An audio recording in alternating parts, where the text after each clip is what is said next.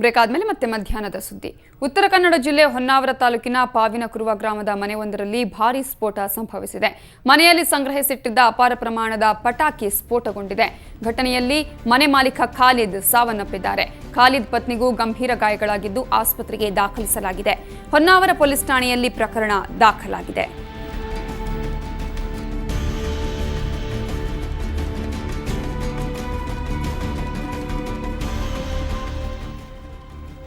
ಈ ಬಗ್ಗೆ ಮಾತನಾಡೋದಕ್ಕೆ ನಮ್ಮ ರಿಪೋರ್ಟರ್ ಕಡೋತಕ ಮಂಜು ಈಗ ದೂರವಾಣಿ ಸಂಪರ್ಕದಲ್ಲಿದ್ದಾರೆ. ಮಂಜು, ಪೊಲೀಸರು ಏನಾದರೂ ತನಿಖೆಯನ್ನು ನಡೆಸಿದಾರಾ, ಏನಾದರೂ ಹೇಳಿದ್ರಾ, ಹೇಗೆ ಮಂಜು?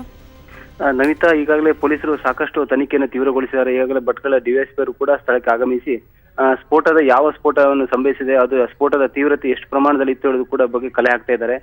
ಈ ಒಂದು ಸ್ಫೋಟ ನಡೆದಂತ ಸಂದರ್ಭದಲ್ಲೂ ಕೂಡ ಏನು ಒಂದು ವ್ಯಕ್ತಿ ಸಾವನ್ನಪ್ಪಿದ, ಅವನ ದೇಹದ ಕೆಲವು ಭಾಗಗಳು ಕೂಡ ತೆಂಗಿನ ಮರದಷ್ಟು, ಅಂದ್ರೆ ತೆಂಗಿನ ಮರಕ್ಕೆ ಕೂಡ ಸಿಕ್ಕಿ ಹಾಕೊಂಡಿದೆ. ಅಂದ್ರೆ ಅಷ್ಟೊಂದು ತೀವ್ರತೆ ಇರೋದ್ರಿಂದ ಪೊಲೀಸರಿಗೆ ಭಾರಿ ಪ್ರಮಾಣದ ಸ್ಫೋಟಕ್ಕೆ ಇರಬಹುದು ಹೇಳುವ ಶಂಕೆ ಕೂಡ ವ್ಯಕ್ತಪಡಿಸಿದ್ದಾರೆ. ಈಗಾಗಲೇ ಭಟ್ಕಳ ಡಿವೈಎಸ್ಪಿ ಹಾಗೂ ಹೊನ್ನಾವರದ PSI ಕೂಡ ಈ ಒಂದು ತನಿಖೆಯನ್ನು ಆರಂಭಿಸಿದ್ದಾರೆ. ಈಗಾಗಲೇ ಪಾವಿನಕುರ ಗ್ರಾಮದಲ್ಲಿ ಕೂಡ ಸಾಕಷ್ಟು ಮಾಹಿತಿ ಕೂಡ ಅವ್ರಿಗೆ ಲಭ್ಯವಾಗಿದೆ. ಸ್ಥಳೀಯರು ಕೂಡ ಸಾಕಷ್ಟು ಮಾಹಿತಿಯನ್ನು ನೀಡಿದ್ದಾರೆ. ಆ ಹಿನ್ನೆಲೆಯವರು ಅವ್ರು ಯಾವ ರೀತಿ ಸ್ಫೋಟಕವನ್ನು ಎಷ್ಟು ವರ್ಷದಿಂದ ಈ ತರ ನಡೆಸ್ತಾ ಇದ್ದಾರೆ ಬಗ್ಗೆ ಕೂಡ ಮಾಹಿತಿಯನ್ನು ಕಲೆ ಹಾಕ್ತಿದ್ದಾರೆ.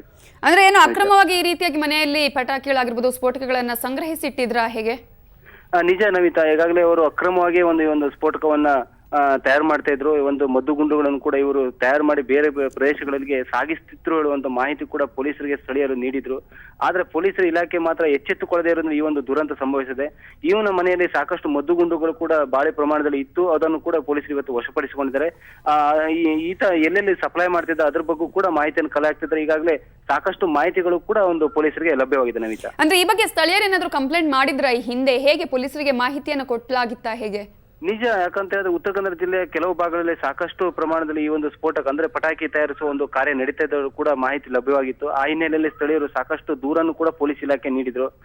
ಕಳೆದ 1-2 ವರ್ಷಗಳ ಹಿಂದೆ ಕುಮಟಾ ತಾಲೂಕಿನ ಗಂಗಾವಳಿಯಲ್ಲೂ ಕೂಡ ಇದೇ ರೀತಿ ಒಂದು ಸ್ಫೋಟಕ ನಡೆದು ಒಂದು ಮನೆ ಕೂಡ ಬಿರುಕುಬಿಟ್ಟಿತ್ತು. ಆ ನಂತರ ಪೊಲೀಸ್ ಇಲಾಖೆ ಸ್ವಲ್ಪ ಎಲ್ಲೋ ಎಚ್ಚೆತ್ತುಕೊಂಡಿತ್ತು. ಆ ಸಂದರ್ಭದಲ್ಲಿ ಸ್ವಲ್ಪ ಜಾಗ್ರತೆ ವಹಿಸಿಯಿಂದ ಅಲ್ಲೇ ಬಂದಾಯಿತು. ನಂತರ ಏನವರು ಪೊಲೀಸರ ನಿರ್ಲಕ್ಷ್ಯ ತಾಳದ್ರಿಂದ ಈಗ ಪಾವಿನಕುರದಲ್ಲಿ ಇಂತಹ ಘಟನೆ ಸಂಭವಿಸಿದೆ. ಒಟ್ಟಾರೆ ಉತ್ತರ ಕನ್ನಡದ ಏನು ಪೊಲೀಸರ ಒಂದು ನಿರ್ಲಕ್ಷ್ಯ ಭಾವನೆ ತಾಳ್ತಿರೋದ್ರಿಂದ ಈ ರೀತಿಯ ದುರಂತಗಳು ಸಂಭವಿಸುತ್ತದೆ.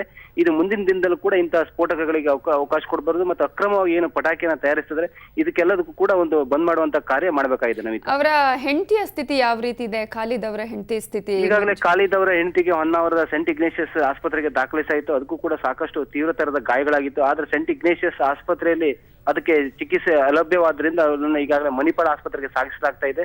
ಒಟ್ಟಾರೆ ಸಾವು ಬದುಕಿನ ನಡುವೆ ಅವಳ ಹೆಂಡತಿ ಕೂಡ ಒದ್ದಾಡ್ತಿರೋದು ಕಂಡು ಬಂದಿದೆ. Navitha, okay, thank you Manju ಡೀಟೇಲ್ಸ್ಗೆ.